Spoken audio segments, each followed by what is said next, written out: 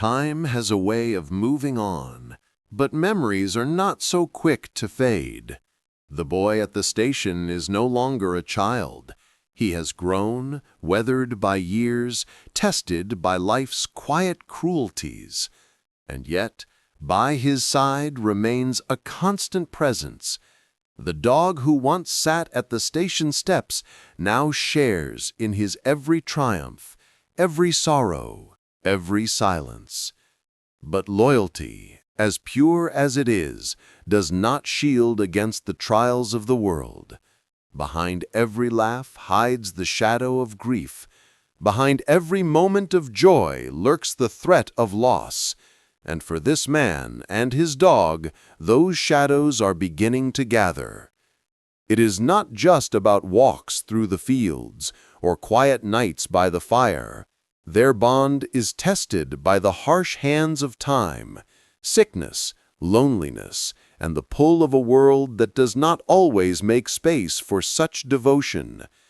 At the station, where trains still thunder past, their story begins to deepen, woven not with the innocence of childhood, but with the resilience of friendship against hardship. How strong can love be when the world seems determined to unravel it? And how far will a dog go to remind a man that even in his darkest hours, he is never truly alone? The story continues, not just of loyalty, but of unbreakable companionship. Where truth meets imagination. Welcome to Facts and Fiction. Life in Millfield hadn't changed much, at least not for the town itself. The days still passed in their quiet rhythm, trains still came and went with the same predictable roar, and the seasons turned with the same steady pace. But for Ethan, things were different now. The silence of his house was no longer suffocating, the mornings no longer dragged.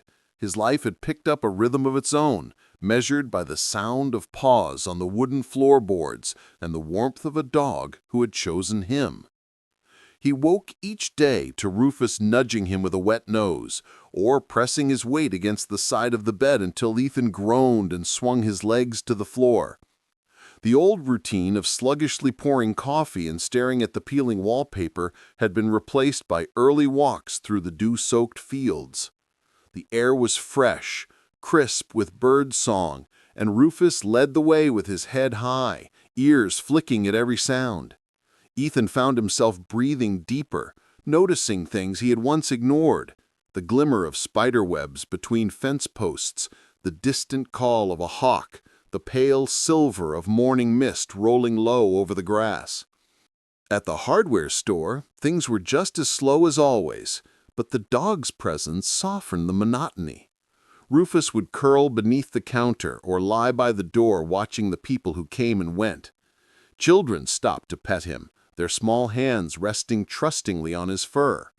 Rufus accepted it all with quiet grace, tail wagging in steady, patient beats.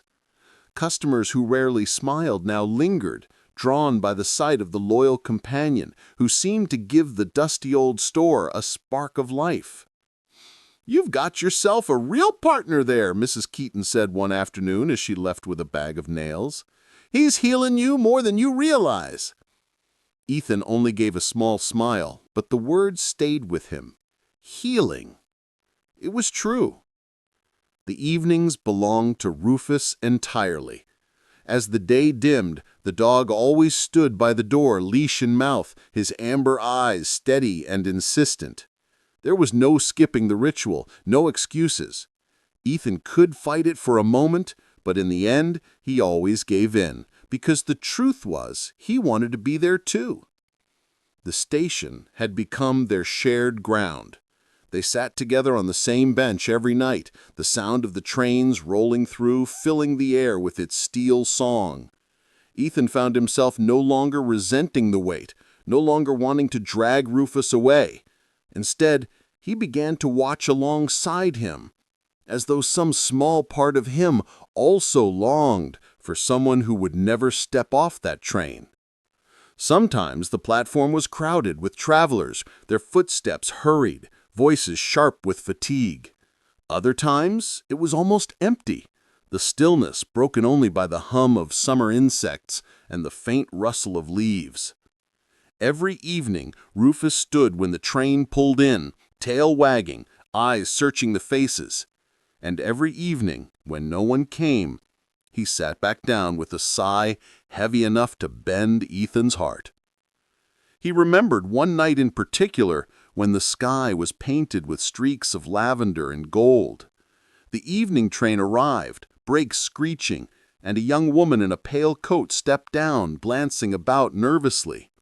Rufus froze, every muscle taut, and for a moment he thought the dog might lunge forward desperate to reach her. His own pulse quickened. Was this the person Rufus had waited for all along? But after a tense pause, Rufus sank back onto his haunches, tail still, eyes dimming.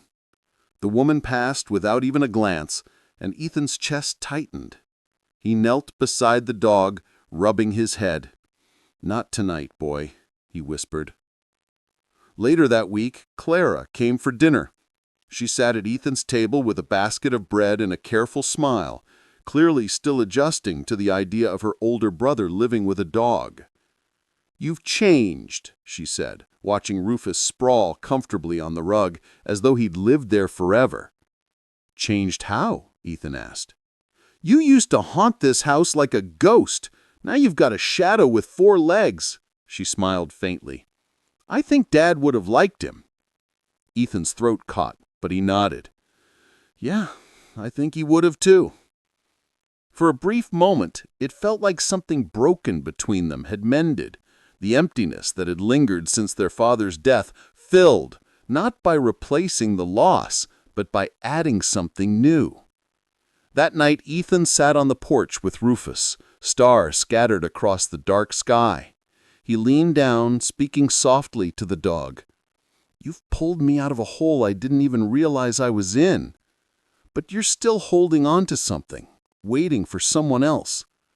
I don't know if I can ever compete with that." Rufus looked at him, eyes reflecting starlight, and Ethan thought he saw something more than animal instinct in them. Maybe the dog wasn't his to own. Maybe they were simply 2 souls who had found each other because both knew what it meant to be left behind. One evening in late summer, when the air was thick with the promise of rain and cicadas sang from the trees, something unusual happened at the station. The train screeched in as always, scattering sparks along the steel, and among the stream of passengers stepping down was a man in a gray coat. His stride was purposeful, his jaw tight with fatigue. Rufus's reaction was instant. He leapt to his feet, tail whipping furiously, a sharp whine breaking from his throat.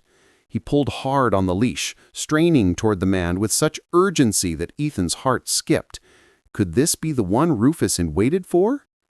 The man slowed, his gaze catching on the commotion. His eyes rested on Rufus for a moment, but only with curiosity. Then he turned away, walking past without a word. Rufus's tail fell limp, his body sagging. He sat back down, watching until the stranger disappeared into the crowd. Ethan crouched beside him, stroking his fur. "Not him, huh?" he whispered. But inside, anger burned. Anger at the cruelty of hope, at the injustice of a world that let such loyalty go unanswered. He wanted to tell Rufus to stop waiting, to accept what was, but the words lodged in his throat. Because hadn't he done the same thing himself, waiting for a father who would never walk through his door again? Clara noticed the change in him. She came by one Saturday with a basket of peaches from the market. They sat together on the porch while Rufus lay stretched at their feet, his ears twitching at the sound of distant crickets. "You're different these days," Clara said quietly. "Good good or different bad?" Ethan asked. "Good, mostly, but I worry you're attaching too much to him." She looked at Rufus, then back at her brother. He's still a dog, Ethan. He can't fill every space in your life. Ethan's jaw tightened. He's not just a dog. I know, she said quickly. I just mean, don't lose yourself in his story. You've got to live your own, too. Ethan looked down at Rufus, who had raised his head at the sound of voices, his amber eyes steady as ever.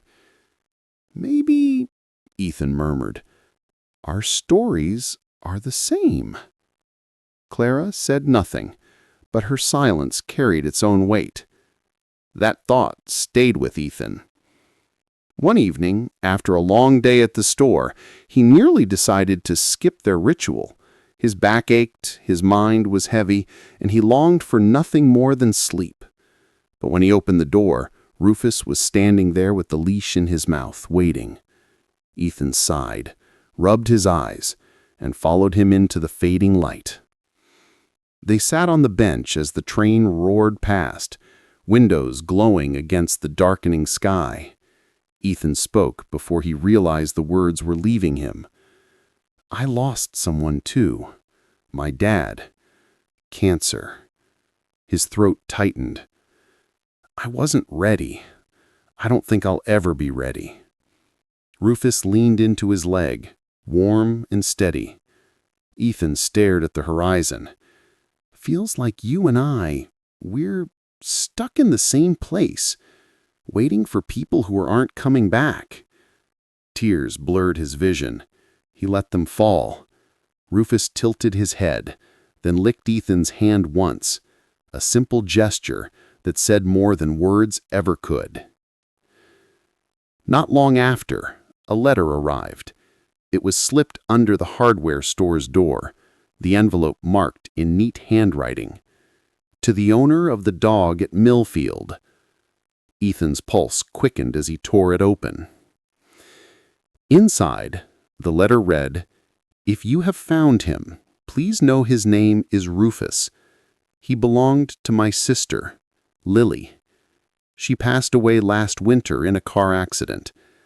Rufus was with her at the time, but he survived. Since then, he has returned every evening to the station where she used to meet the train after work. I live far away and couldn't take him in, but if you are caring for him, thank you. Please, let him keep his vigil. It is all he knows of love. Ethan read it twice, hands trembling. Lily. The name struck like a bell. Rufus hadn't been waiting for just anyone. He had been waiting for her. He looked down at the dog lying by his feet, his heart twisting. Rufus was watching him with those amber eyes, as though he already knew the truth. Ethan knelt, pressing his forehead to Rufus's. I'm so sorry, boy. She's not coming back. His voice cracked. But I'll be here. As long as you need me, I'll be here. Rufus let out a long sigh, closing his eyes, as if some part of him finally understood. Winter crept in quietly, soft at first, then suddenly sharp. The leaves turned to fire and then to ash, drifting across the empty streets. Mornings grew cold enough for breath to hang in the air, and the first thin frost clung to the edges of windows. Through it all, Ethan and Rufus kept their ritual. The station looked lonelier in the autumn light. The crowds thinned as the weather cooled, and sometimes only a handful of passengers stepped off the train. Still, Rufus rose every evening, searching the faces. Still, he sat back down when no one came. The townsfolk began to whisper. People noticed them, the man and the dog who never missed a night. Some called it devotion. Others called it madness. A few shook their heads with pity. Ethan ignored it all. He didn't care what they thought. What mattered was that Rufus wasn't waiting alone anymore. One evening, after a biting wind had stripped most of the trees bare, Ethan brought a thermos of coffee to the bench. He poured a little into the cup for himself, then set down a bowl of warm broth he'd made for Rufus. The dog lapped it up, steam curling from his muzzle. Together they watched the train thunder past, its windows glowing against the dark. "You're still looking for her, aren't you?" Ethan said softly. "Even though you know?" He rubbed Rufus's back. "I guess I'm the same way. I still expect to hear Dad's boots on the porch sometimes. I still wait for him to walk in, just like you wait for her to step off that train." Rufus turned his head, eyes meeting Ethan's with a calm that made his chest ache. In those eyes, Ethan saw not just longing, but resilience, the strength to keep waiting, even when hope was thin. Snow arrived earlier than usual that year. It began with a dusting, then came heavier storms, blanketing Millfield in white. Ethan wrapped scarves around his neck, pulled on thick gloves, and still Rufus insisted on their walk to the station. They trudged together through the snow, footprints marking their shared path. The station lights glowed dimly against the storm, the rails buried beneath ice. That night, as flakes whirled around them, Ethan almost told Rufus they should stay home. But then the train appeared, its horn echoing through the frozen air, and Rufus stood tall, waiting. Ethan stayed by his side, watching until the last carriage disappeared into the snow. "It's all right," Ethan said softly. "We'll wait together." And as the snow fell silently around them, covering the scars of the platform, Ethan realized he no longer feared the waiting. It didn't feel like being trapped anymore. It felt like remembering, like honoring something worth holding on to. By the time winter settled fully over Millfield, people had stopped asking questions. They accepted it. The man and the dog belonged to the station as much as the tracks or the trains themselves. Some nights strangers offered a nod or a smile. Others left scraps of food for Rufus, as though they too wanted to be part of the vigil. Ethan noticed something else. While Rufus still searched the faces, his eyes lingered less on the crowd and more on Ethan. The waiting hadn't ended, but it had changed. Rufus wasn't just holding on to the ghost of what he had lost. He was also holding on to the life he had now. On the first night of true winter, when the wind cut like a knife and the platform was slick with ice, Ethan sat with Rufus close at his side. The train roared past, faceless passengers staring from the windows. No one came down. No one ever would. But for the first time, Ethan didn't feel the sharp sting of emptiness. He placed his hand on Rufus's back and felt the steady rise and fall of his breath, the warmth of a living soul beside him. Hope's a stubborn thing, isn't it? But maybe that's not so bad. Maybe waiting isn't about getting what you want. Maybe it's about proving that love doesn't die, even when people do. Rufus let out a small sound, half sigh, half whine, and leaned his weight against Ethan's leg. Together they sat there, surrounded by snow and silence, as the night closed in. The world still turned, the train still came and went, and grief still lingered like a shadow. But in that moment, Ethan knew they were no longer just two souls lost in waiting. They were something else, companions, survivors, bound not by the ones they had lost, but by the love that remained. And though neither of them could have said it aloud, both man and dog understood. They were no longer waiting alone.